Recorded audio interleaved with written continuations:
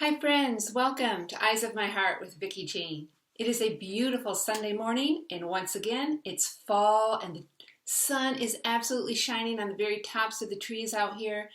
As I look out my window over the river, the trees are brilliant orange and yellow with crimsons and it's just magnificent.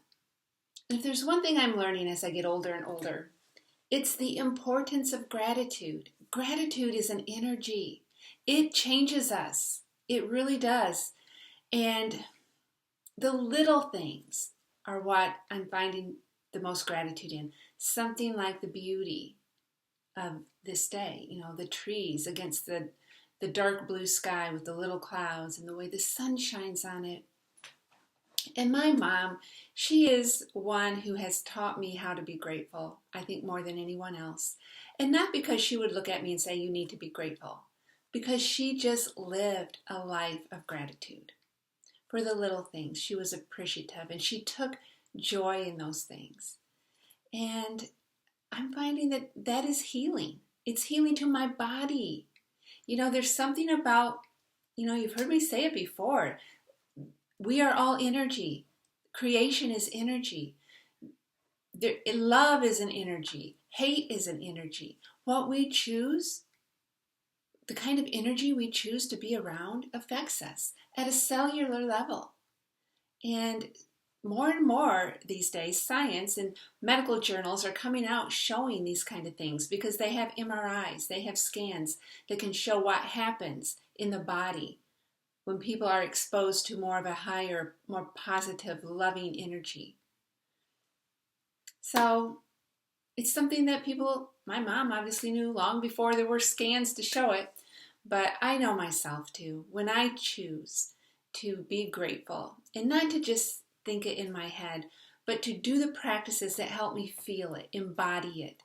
Jesus didn't just come teaching love. He was love. He was the embodiment of the fullness of divine love. It wasn't just some positive affirmation he went around trying to say to convince himself. And he said we can do and be like he was, do the same things, live the life that he did. He showed us. He was one of us. And it's easy to get those things all covered up with stuff in the world, with our thoughts, with our egos. And suddenly we are suppressing so much or just simply missing the mark. In the Christian world, we use the word sin a lot. And some people like to put a whole list of things that are sin, but sin is missing the mark. We've turned away and forgotten who we are, where we should look. And the kingdom of heaven is within. We should look within. And some people do not like it when I say that because they think, oh, you're just turning so in on yourself and so inward and ego driven. No, that can happen. Absolutely. We can turn inward and get caught up with ego. But Jesus said, stop looking out there saying there's the kingdom of heaven. It's in here because God has already united us and loved us into this beautiful cosmic family of God. And I know that language is not what I would call evangelical language. But again, don't get tripped up on words. When I say things like, my heart awakens, when I say things like enlightenment, when I say things like energy, it's all part of God's love. It's all part of that. Some people might use the word born again or salvation, and I use those words too, because they're beautiful words as well. But not everybody's going to use the same words, but they're really trying to describe and to put articulation to the same experience, awakening, understanding. So, let's give each other a little grace as we are on our human spiritual life journeys, that our languages, when we try to explain and express our understanding in our spiritual life, might sound different. But let's not get tripped up on the words. Let's look at the heart. We know all along that God says man looks at the outward and listens to the outward probably as well. And he's looking at the heart and knows the intents and the motives of a heart, and that's in First Chronicles, I think chapter 20. But look beyond the words. So, and I say that because I say a lot this phrase, the true self. And I know that that can also sound very egotistical, like we shouldn't look for ourselves. Well, why not? We were created to be a self in this world, a bearer of light, a bearer of God's love. And how I carry it in my human body and through my human experiences is going to look different than yours. And I've said before, I'm not ever trying to tell you to have my experience with God, but to look within your heart, that kingdom of heaven where the riches lie, that pearl of great price that is buried in the soil of our own being, and find it there and live out of that truth, for that is the divine love of God. That is the Christ. So I just felt like I needed to jump on here and say that, because I do realize that a lot of my phrases in my spiritual journey as I've grown have changed a little bit. Not all of them. I still use words like salvation and being born again and Holy Spirit and forgiveness, but I also find other words that give expression to that as well. And for me, the eyes of my heart opening. And to me, that opening is awakening. To see what has always been there. Always been there. But somehow I had forgotten about it. I had tried to fit into other identities, whether they were religious or social or professional. And I lost the fact that I already have everything I need for this life of love and godliness. And godliness to me is that life of love in God. So I just wanted to share that. And also want to read a very short little inspirational thing this morning. And I'm going to turn my phone off because it just beeped. And if I don't, it's going to beep again. Okay. It says, I focus on love. Let me say that again. As I focus on love, my fear will recede. I see in life what I choose to see, for projections precede perception. And as I focus on anything, all evidence to the contrary begins to recede from my awareness. If I'm looking for the positive, I won't notice the negative. If I'm looking for the negative, I won't notice the positive. The vision of a world of love costs me the vision of a world of fear, and the vision of a world of fear costs me the vision of a world of love. Such is the law that rules perception. That is so true. Even in Scripture, we are told, to guard our heart. We are told to bring our thoughts captive. We are told to choose this day who we will serve. And to me, that's choose this day, what you're going to focus on, what you're going to think, how you're going to act, what is ruling your life. Is it love or is it fear? We get to choose. And fear is a natural emotion. Don't get me wrong. We're not going to stop fear, but we're not going to be ruled by fear, because what we put our attention to and our focus on, it begins to manifest itself in our life. And I'm not talking about name it, claim it kind of things.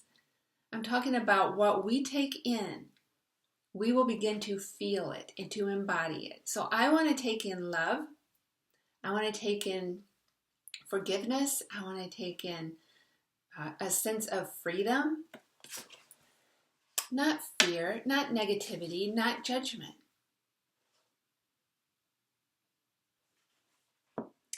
I see in life what I choose to see. That's true. For projections precede perception. We project what is within us. Our belief systems, everything gets projected into the world. And we see things through that lens. And it doesn't mean the lenses are wrong. But the lenses need to be rubbed clean at times so that we don't become spiritually blind and only seen through that one lens. And I think what keeps us from wanting sometimes to see through the different lenses, is fear.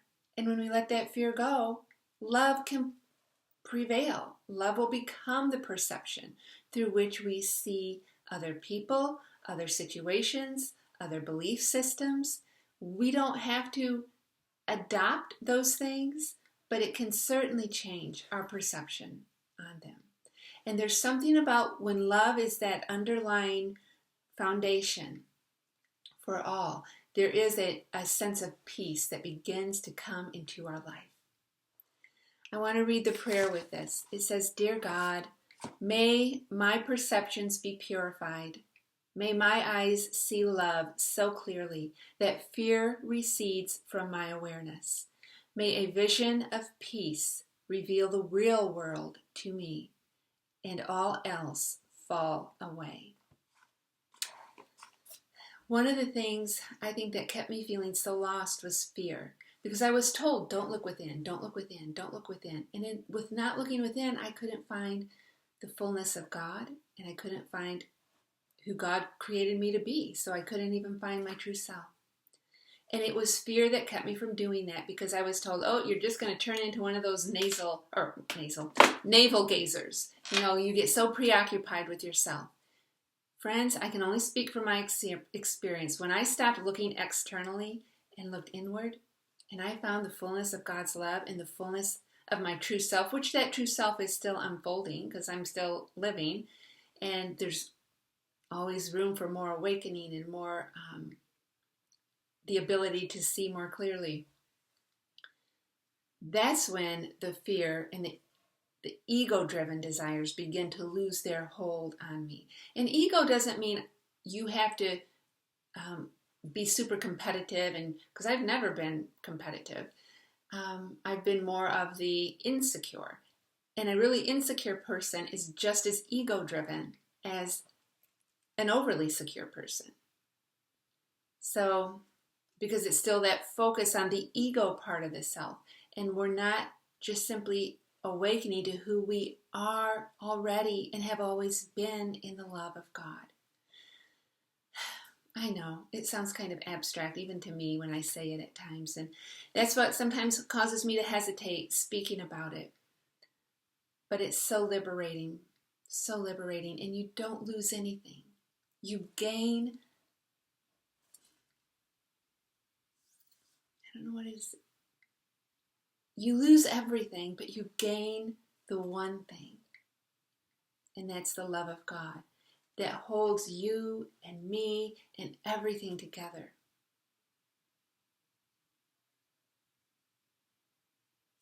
So those are my thoughts today. Are you living out of your true self? And that's just a question I'll leave you with. I lived out of my religious self for a really long time. I lived out of my insecure self for a real long time. I lived out of my judgmental self. And those were the selves I had to die to. Only to find there's a resurrection energy of love that transmutes and transforms it all. That's where I want to stay. That's where I want to live. You guys already have everything you need because Christ has already done all that we need to be brought into this beautiful dance of divine love. So I'm going to leave that with you today. Are you living out of your true self?